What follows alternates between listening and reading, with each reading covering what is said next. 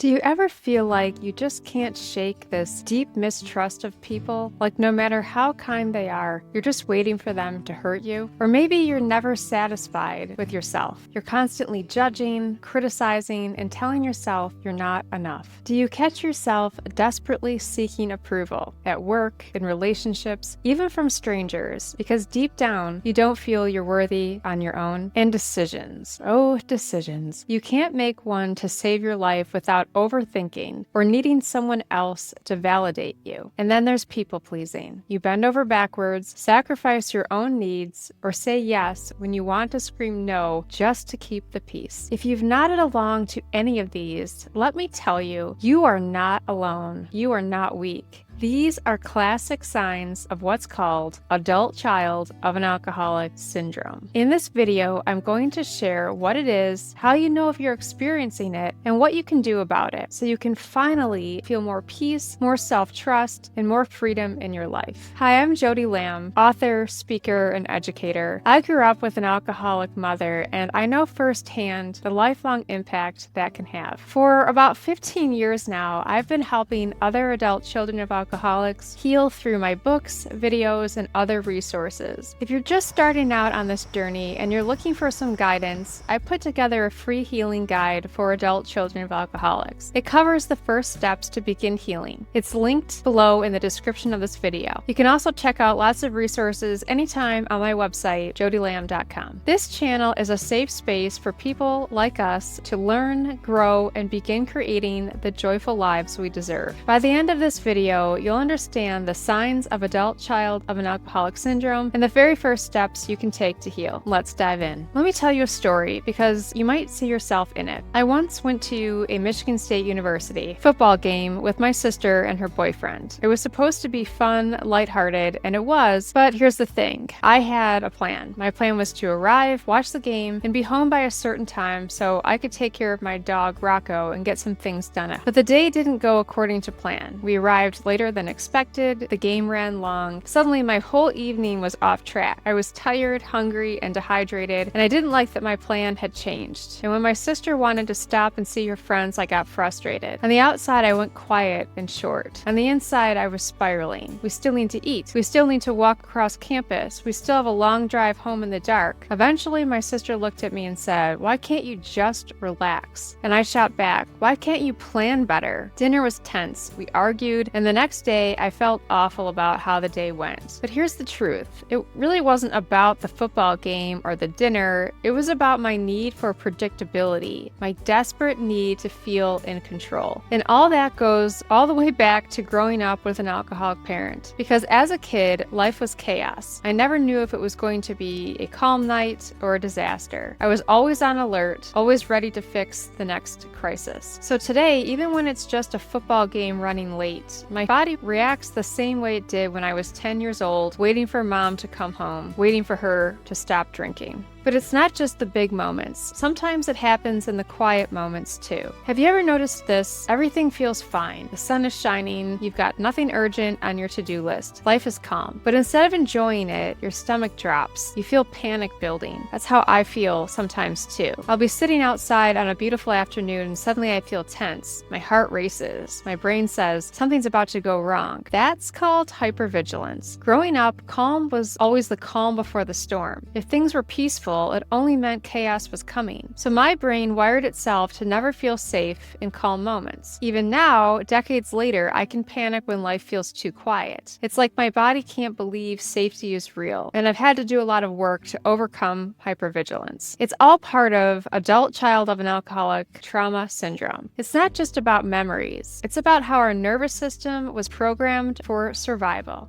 Does that sound familiar? Do you find yourself panicking when life is calm or overreacting when plans change? If so, that's not weakness, that's trauma talking. So let's break it down. Adult child of an alcoholic syndrome isn't an official medical diagnosis, but it's a term experts use to describe the emotional struggles, behaviors, and relationship patterns that so many of us share because we grew up with alcoholic parents. When you're raised in a home with addiction, nothing is predictable. One day your parent is loving loving, the next day they're cold or angry. One night is peaceful, the next is chaos. Instead of learning how to regulate emotions, we learned chaos. Instead of learning trust, we learned to expect disappointment. Instead of learning self-worth, we learned to measure our value by how well we could fix or smooth things. Renowned Dr. T. Dayton puts it like this: intense feeling states get wired into kids, and rather than absorb skills of emotional calm and regulation, they absorb states of emotional chaos. See, that's why as adults, we still find ourselves overreacting, underreacting, or just stuck in cycles of fear and stress. The trauma didn't just stay in childhood, it followed us. So here are 5 signs of adult child of an alcoholic syndrome. Difficulty maintaining positive relationships. Relationships can feel like a minefield. You crave closeness, but don't fully trust people. It's like you're always waiting for them to let you down, or you swing to the other extreme, taking on the caretaker role, making sure everyone else is okay while your own needs go ignored. Both come from growing up in an environment where love was unpredictable. Harsh self-judgment and perfectionism. You're never satisfied with yourself. On the outside, you might look like an achiever, but on the inside, you're constantly criticizing and tearing yourself down. Even small mistakes feel catastrophic. This comes from being raised in an environment where mistakes weren't safe, where you never felt truly accepted as you were. People-pleasing and approval-seeking. You measure your worth by what others think of you. You say yes when you desperately want to say no. You hide your feelings so no one else gets upset.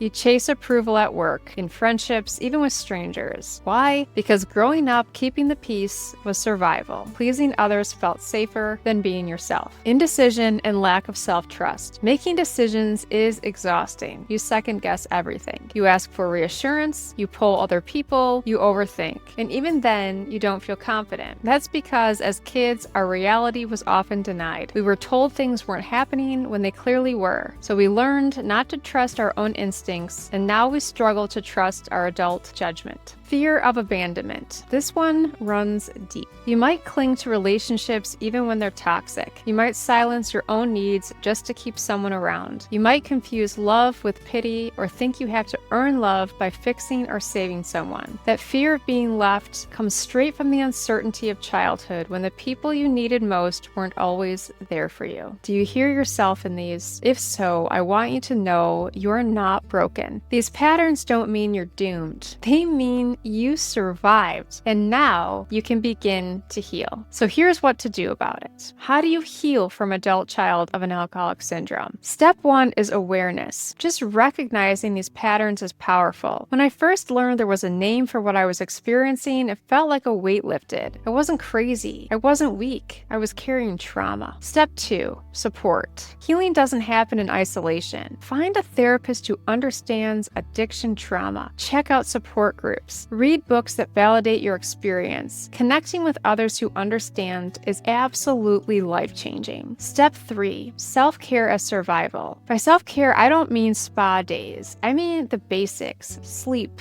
good food, hydration, moving your body. When you're physically cared for, your nervous system is more stable, and everyday stress doesn't send you spiraling as easily. Step 4, practice flexibility. This one is the hardest for me. Letting go of rigid plans, trying to allow small surprises without spiraling. Each time I practice this, my nervous system learns that not every change is dangerous. Slowly but surely, I am rewiring my brain. Healing is not quick, but it is possible, and it is so more than worth it. Every step you take builds a future that feels calmer, safer, and more joyful. If you saw yourself in today's video, please know you're not alone. Remember that free healing guide I mentioned earlier? It's waiting for you at the link in this description. It walks you through the very first steps of healing as an adult child of an alcoholic. The steps I wish I'd known when I'd started my healing journey. If this video resonated with you, please hit the like button. It helps this message reach more people who need it. And subscribe for more videos on healing and personal growth. Let me know in the comments which of these 5 signs resonated the most with you. Your past doesn't define your future. Healing is possible. You are worthy of peace, love, and joy. I'll see you in the next video, and if you're ready to keep going on your healing journey right now, the next step is to watch the video I've linked here on the screen. It'll take what you learned today and guide you even further. I'm so rooting for you.